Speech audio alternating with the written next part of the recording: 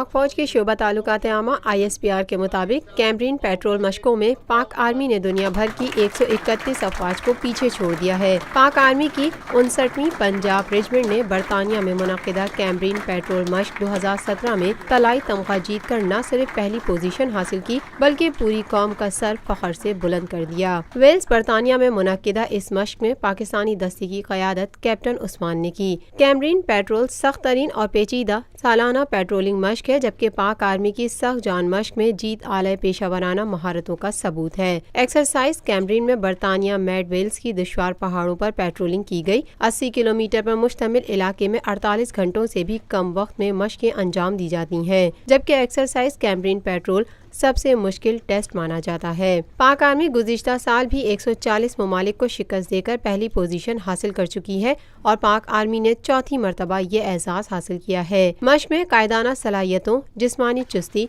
नज़्म-ओ-ज़ब्त, तकनीकी महारत, जुर्रतमंदी और पेशावराना महारतों के साथ संगला पहाड़ी इलाकों में कम से कम वक्त में मिशन की तकमील ज़रूरी है।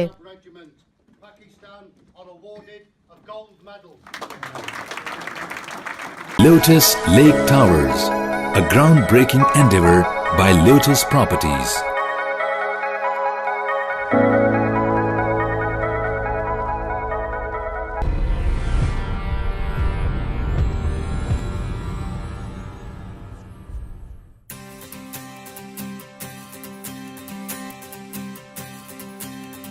मिलके खेले दुनिया तो अपना जहां